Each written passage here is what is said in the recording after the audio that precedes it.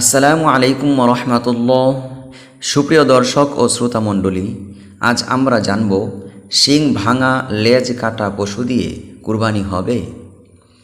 ইসলামের অন্যতম তাৎপর্যমণ্ডিত ও ফজিলতপূর্ণ ইবাদত কুরবানি। এতে আছে আত্মত্যাগের ঐতিহাসিক মহিমা।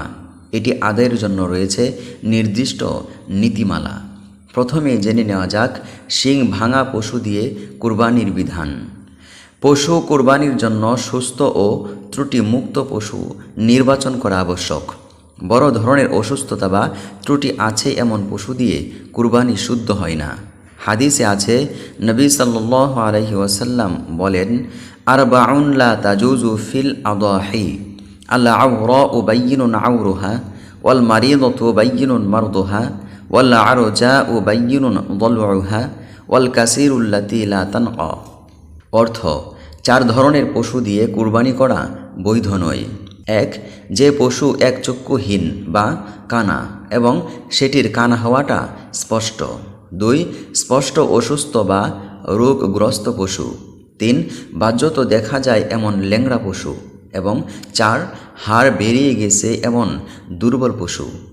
এই হাদিসের আলোকে ফুকাহে কেরাম বলেন, যে পশুর শিং একেবারে গোড়া থেকে ভেঙে গেছে, এর ফলে মস্তিষ্ক ক্ষতিগ্রস্ত হয়েছে, সে পশুর কুরবানি জায়েজ নয়। কিন্তু শিং ভাঙার কারণে মস্তিষ্কে যদি আঘাত না পৌঁছে, তাহলে সেই পশু দ্বারা কুরবানি জায়েজ। তাই যে পশুর অর্ধেক শিং বা কিছু শিং ফেটে বা ভেঙে গেছে বা শিং একেবারে উঠেইনি, সে পশু দ্বারা কুরবানি করা জায়েজ।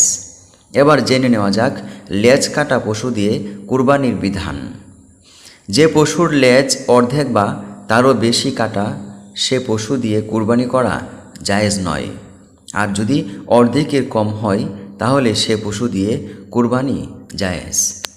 সম্মানিত দর্শক ও শ্রোতা, ভিডিওটি আপনার আত্মীয় স্বজন বন্ধুবান্ধবের কাছে শেয়ার করে দিন এবং এই ধরনের ইসলামিক ভিডিও পেতে চ্যানেলটি সাবস্ক্রাইব করে সাথেই থাকুন। ধন্যবাদ।